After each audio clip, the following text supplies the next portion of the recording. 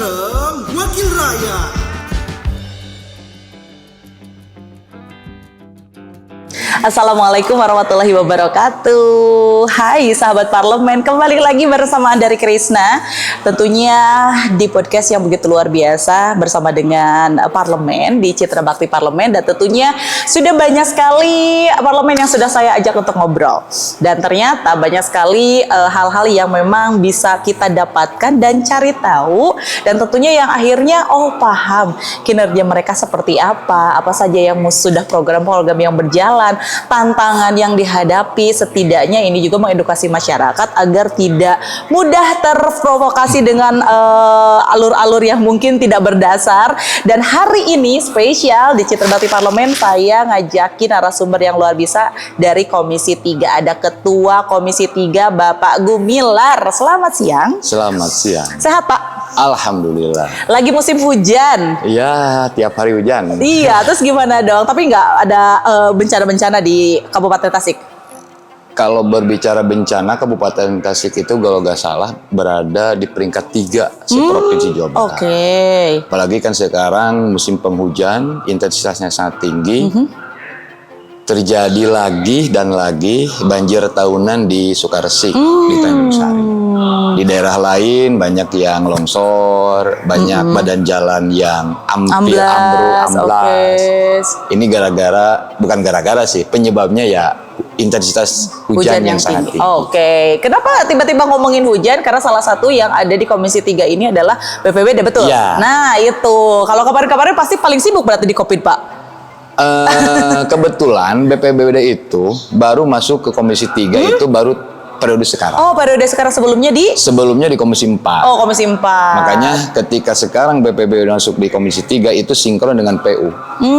Dengan PUPR, banyak kan kejadian-kejadian yang mengharuskan PUPR terjun dan BPBD juga terjun. Nah, ini kenapa ngobrolin PUPR, ngobrolin BPBD. Jadi kita cari tahu dulu, emang di Komisi 3 itu menaungi apa saja? Ada berapa anggotanya? Terus kerjanya kayak gimana? Yuk kita cari tahu soal Komisi 3. Oke, sebelumnya kalau Komisi 3 sekarang itu anggotanya ada 11. 11, ditambah dengan koordinator 1. Koordinatornya Ketua DPC PKB, Pak Haji Ami Fahmi. Selanjutnya ketuanya saya sendiri Gumilar Ahmad Purwisesa dari PKB. Wakilnya Pak Fikri Ansori dari Gerindra. Sekretarisnya Pak Haris Somantri dari Praksi Demokrat Restorasi. Betul. Itu kan praksi yang gabungan antara Nasdem dengan Partai Demokrat. Selanjutnya anggotanya dari Gerindra ada Pak Usman Kusmana. Dari PDI ada Pak Nanang dengan Pak Adit. Dari PKB ada Pak Dedi Herdiawan. Dari P3 ada Pak Jajang dengan Pak Lutfi. Dari Golkar ada Pak Ang Budiana. Dan yang terakhir dari PAN ada Pak Ucu. Ini luar biasa sekali. Saya udah ketemu sama komisi-komisi, memang benar-benar sinergi dengan anggotanya, hafal banget sama anggota-anggotanya. Ini luar biasa. Nah, Komisi 3 menaungi apa aja? Alhamdulillah sekarang Komisi 3 mitra kerjanya bertambah. Tadi dikatakan yang pertama itu Bappelit Bangda atau Bapeda. Yang kedua Dinas PUTR LH. Yang ketiga Dishub Kominfo. Yang keempat BPBD. Oh, ada 4 berarti ya yang dinaungi. Berarti tugasnya ngapain aja? Apa ya? Apa ya? Kalau berbicara tugas anggota dewan, kalau supaya lebih simpel saja, ada 2 sih sebetulnya. Yang pertama, kalau legislasi kan itu pembuatan undang-undang lebih banyak di Bapemperda. Kalau budgeting, anggaran itu lebih banyak di Banggar. Kalau komisi mungkin 2. Yang pertama adalah controlling, mengontrol kinerja SKPD, mengontrol kinerja eksekutif, dinas-dinas yang terkait yang tadi mitra kerja kita yang 4 kita kontrol. Makanya di Komisi 3 itu kita agendakan dalam 1 tahun itu ada 3 rapat resmi, rapat kerja resmi. Rapat pertama awal tahun, yang kedua 50% pertengahan tahun itu untuk melihat progres pekerjaan dan sebagainya. Yang ketiga di akhir tahun itu untuk melihat bagaimana pelaksanaan kegiatan tersebut sudah sampai mana dan bagaimana hasilnya. Makanya tiap tahun itu kita melakukan monitoring dan evaluasi, baik itu mau dapat kerja ataupun kita langsung on the spot melihat pekerjaan fisik lah. Pekerjaan fisik berarti salah satunya sektor pembangunan juga berarti kan? Oke, infrastruktur masuk juga ke Komisi 3. Nah, ngomongin infrastruktur kan sekarang tuh lagi banyak sekali pihak yang merasa kena dampak dari efisiensi anggaran. Itu kan lagi lagi menjadi suatu perbincangan yang selalu naik di masyarakat, di pihak-pihak manapun gitu kan, termasuk pemerintahan dan juga DPRD pasti. Efisiensi anggaran dirasakan nggak oleh Komisi 3 dan ternyata ada imbasnya atau ada dampaknya nggak sih ke infrastruktur yang mungkin sedang dijalankan, Pak? Kalau kita berkaca animo masyarakat terhadap pemerintah itu satu sebetulnya, jalan, ya. Di mana-mana yang diomongin oleh masyarakat itu jalan. Betul. Medsos rame, jalan jelek, jalan hancur. Benar. Bahkan ada yang langsung Kang Dedi dan sebagainya. Benerin jalan. Nah, itu kan. Benar. Kita Pemkab atau pemerintah daerah Kabupaten Tasikmalaya selama ini bergantung dengan DAK dan DAU. Karena ya kita tahu sendiri PAD kita kan sangat kecil. Otomatis kita bergantung ke pusat. Nah, ketika terjadi efisiensi mencapai 80 miliar, banyak dinas-dinas yang melakukan pemotongan anggaran. Iya, betul. Itu kan wajib. Bukan dipotong sebetulnya, tapi dari sananya sudah tidak ada. Karena uang tersebut itu kan belum nyampe ke sini. Dari sananya harus dipotong sekian, langsung kita memilah dan memilih. Iya, oke. Nah, banyak rencana-rencana infrastruktur, terutama jalan yang akan dikerjakan pada tahun sekarang itu banyak yang tidak jadi dilaksanakan. Karena sumbernya dari di sana, dari DAU, dan begitu pula itu terkena efisiensi. Jadi mohon maaf ke masyarakat. Contohnya nih Pak, contohnya yang penundaan, kita anggapnya jangan nggak jadi deh Pak, ditunda ya. Penundaan. Mungkin bisa jadi tahun depan nggak efisiensi lagi mungkin ya. Jadi kayak penundaan. Contohnya proyek apa Pak? Karena saya dari Dapil 4, kebetulan saya diam di Salopa, ada pekerjaan pada tahun 2024 itu dikerjakan di akhir. Nah, rencananya pada awal tahun 2025 itu akan dilanjut pekerjaannya, yaitu Jalan Cikatomas. Oh iya. Yang rame itu. Jalan 1000 lubang. Nah, itu yang rame itu. Ya, rencana awalnya itu tahun 2025 mau dilanjutkan pengerjaan tersebut. Iya, padahal udah mulai itu kan kemarin-kemarin udah mulai juga. Betul. Gitu. Bahkan kita sudah koordinasi dengan Pak Kadisnya, dengan Kabid Jalannya, bahwa ini ditambal dulu sementara nanti fullnya pada tahun 2025. Betul. Tapi ada impres nomor 1, efisiensi. Padahal itu sudah tayang loh 2 titik. Iya. Salah satunya yang itu sudah tayang, sudah tinggal melanjutkan. Gitu. Ya, ditunda. Apa mau dikata? Dan ternyata memang kena dampak ya dari efisiensi. Sangat kena dampak. Gimana cara Bapak untuk memaksimalkan dengan adanya efisiensi ini? Makanya kita kemarin rapat hampir 2 kali dengan Dinas PUPR TRLH. Bagaimana meskipun anggaran kita dipangkas karena ada efisiensi, bagaimana yang menjadi kebutuhan primer masyarakat terutama jalan, protokol itu bisa dilaksanakan meskipun bukan dari anggaran pusat. Oke. Dan artinya ada peralihan tanpa mengurangi bobotnya. Gitu. Ya kemarin juga kita rapat rame dengan Dinas PUTR-RH karena kan kita juga Dewan kan punya kebijakan politik kan di tiap-tiap konstituennya, di tiap-tiap dapilnya. Tapi apa mau dikata ketika ada terjadi efisiensi, mau tak mau itu dipotong. Yang selanjutnya, ya kita lebih menitik beratkan jalan-jalan protokol. Kalau selama ini kan kepemimpinan Ade Sugianto dan Cecep Nurul Yakin itu, ya alhamdulillah sudah ada peningkatan. Jalan yang bagus itu sudah 70%. Ya, kerasa ke daerah saya sudah bagus sekarang jalannya. Saya langsung tinggal cepat. 30% lagi. 30% lagi. Tinggal 30%. Tapi malah lagi. tertunda. Berarti sekarang memang skala prioritasnya tetap di jalan, Pak. Pembangunannya. Sebetulnya bukan skala prioritas sih. Apa? Semua aspek kita juga kita bangun. Prioritaskan, betul. Prioritaskan. Karena taruhlah misalkan di dinas PUTRH itu kan ada jalan, ada jembatan, ada irigasi, drainase dan segala macam. sebagainya. Cuman yang menjadi apa ya? Menjadi konsen masyarakat itu hanya jalan. Jarang masyarakat berbicara mengenai irigasi. Oh iya benar. Jarang masyarakat berbicara mengenai lingkungan hidup, jarang. Paling ya yang ramai di medsos lah kemarin, apalagi pas kemarin pilkada kan, jalan butut lah, BBJK KDM lah dan sebagainya gitu. Jalan memang menjadi hal yang mungkin mudah ditemui ya oleh masyarakat gitu ya. Yang lainnya juga sebenarnya tetap ada sih yang pengen disampaikan, tapi memang karena jalan ini kayak yang paling utama buat mereka, jadi memang akhirnya ya, dan mudah Pak, kelihatan. Kalau misalnya udah bolong kan kelihatannya mudah. Dan gitu dirasakan oleh orang banyak. Betul, tidak hanya yang memang di daerah itu saja. Nah, dengan adanya efisiensi ini berarti Bapak Komisi 3 khususnya benar-benar mencari cara lain. Cara yang memang, apakah sudah berjalan cara lain itu? Kalau cara lain mungkin sampai sekarang belum ada.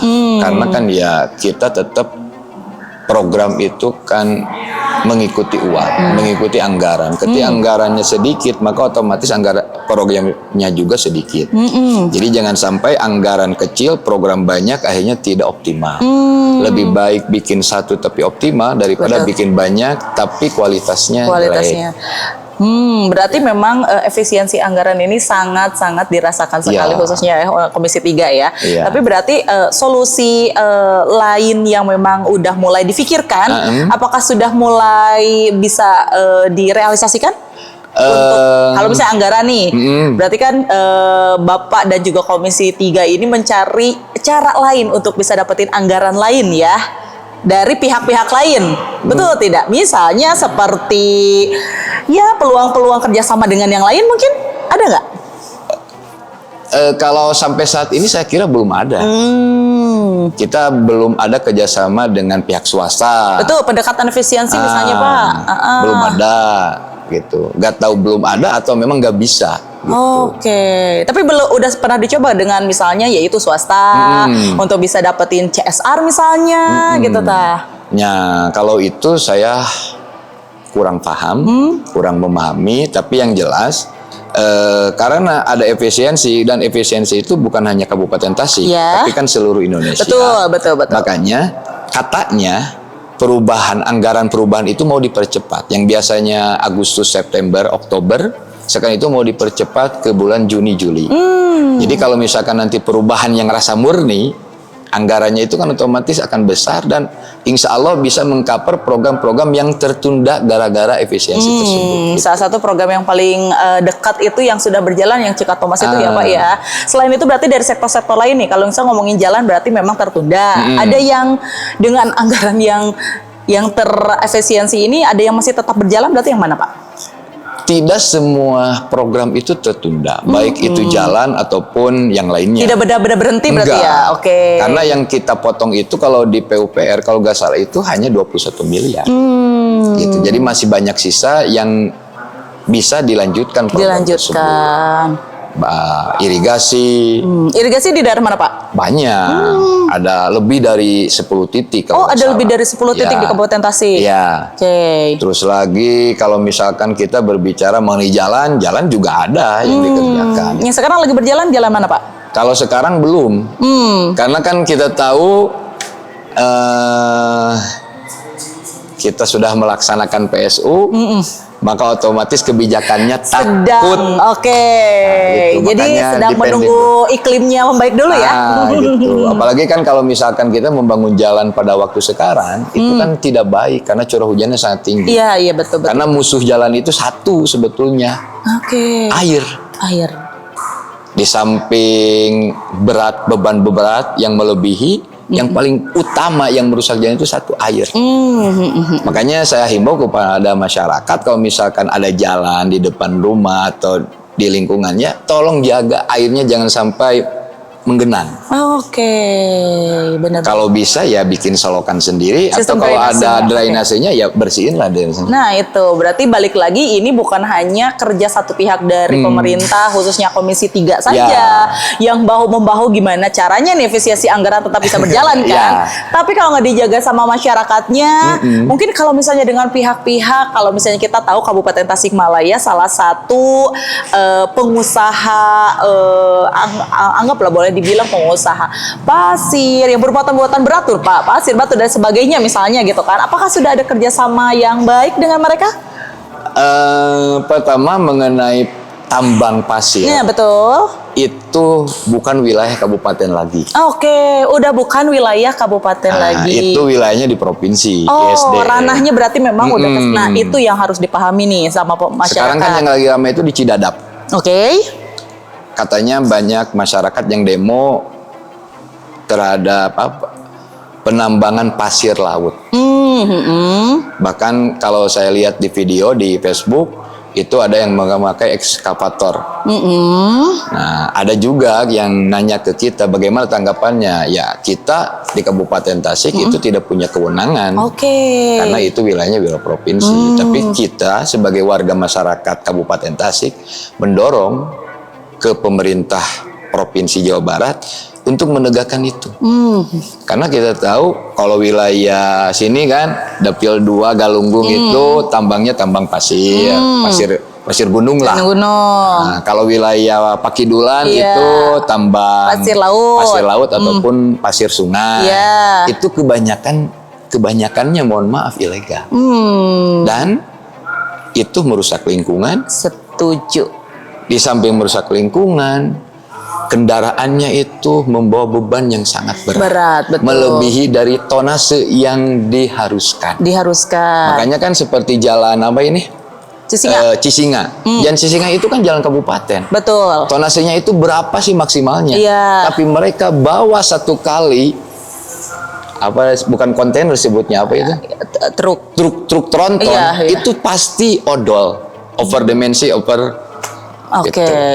Makanya ya mohon maaf, sebanyak apapun pemerintah membangun jalan, kalau tidak diurus, tidak dijaga, dan banyak melakukan pelanggaran seperti yang tadi, melebihi dari tonasenya, bebannya, ya cepat pisah. Nah, terus ini juga memang perlu dipahami nih untuk masyarakat. Jadi memang ada ranah-ranah tertentu ya, Pak. Itu.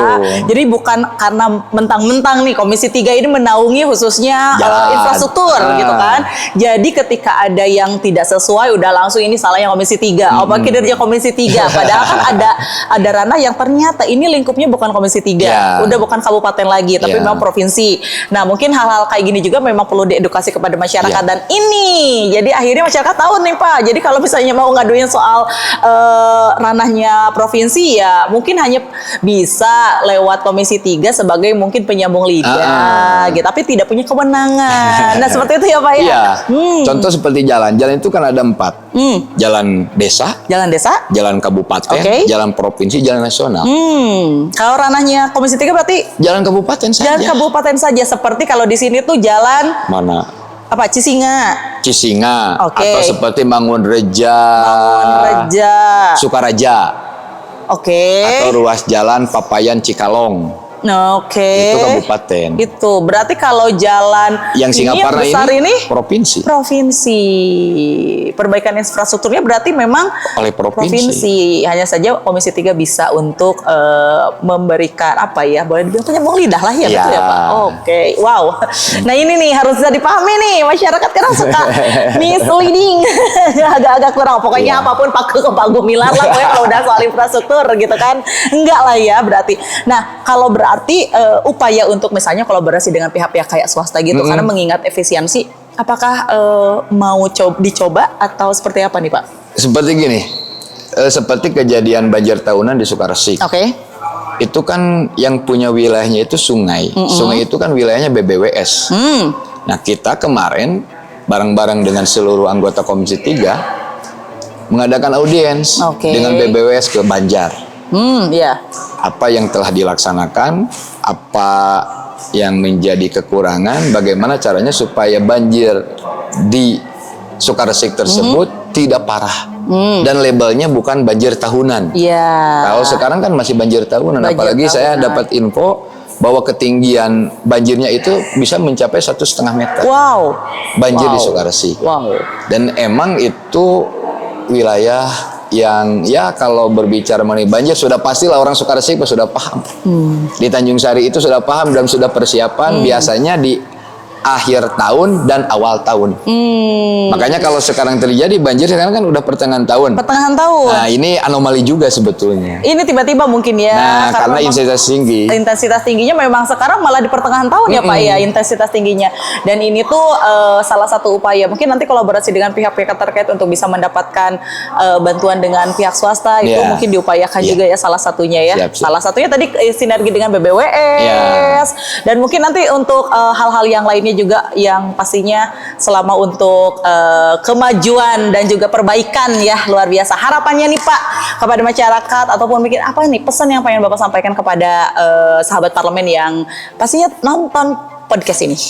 Oke, kita harus bedakan kita sebagai anggota dewan dengan eksekutif. Nah, bedanya harus seperti apa? Anggota dewan itu adalah aspirator, Oke. menyampaikan aspirasi masyarakat. Jadi dewan itu hanya ngobrol, Berdiplomasi. diplomasi, meminta, memberitahu, Mengajukan. Oke. mengajukan ke eksekutif. Oke. Yang melaksanakan program tersebut adalah eksekutif. Jadi kalau misalkan sekarang lame di medsos dewan ukur ngomong unggul ya, emang itu gunanya dan itu kerjanya anggota dewan. Oke. Kerjanya anggota dewan itu adalah ngobrol, menyampaikan keinginan masyarakat, sampaikan ke eksekutif. Nah, baru eksekutif melaksanakan, makanya eksekutif itu adalah eksekutor. Eksekutornya. Nah, jadi kami berharap masyarakat secara luas memahami apa yang menjadi tugas dan fungsi kita sebagai anggota dewan.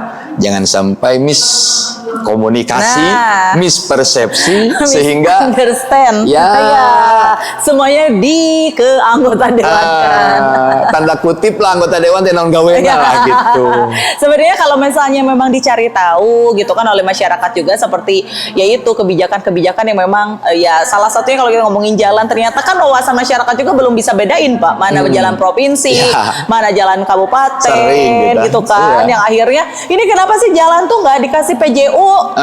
Kenapa sih susah banget karena ternyata kebijakannya bukan kabupaten gitu kan. Oh baik. Nah hal kayak gitu memang yang memang Ya. harus di Apalagi kan kasih ya. kalau banyak masyarakat yang membandingkan, coba kalau kita ke Pangandaran, Ya, jalannya bener. bagus. Ya, Coba kalau kita ke Ciamis, jalannya bagus. Iya. Pangandaran, Ciamis, mayoritas itu jalan provinsi dan jalan nasional. Oke. Kalau kita jalan nasional itu Cikalong yang ke Cianjur itu jalan nasional. Jalan nasional kita itu ya ini yang Singaparna ini. Singaparna ini jalan provinsi. Provinsi. Heeh. Jalan nasionalnya malah Cikalong yang ke kalau nggak salah ya, Iya. yang Cikalong yang ke Cidaun itu Cianjur. Oke, itu kita aja belum tahu loh. Kita pikir ini jalan nasional loh Pak, karena memang kan arus balik karena arus mudik suka kesini ya.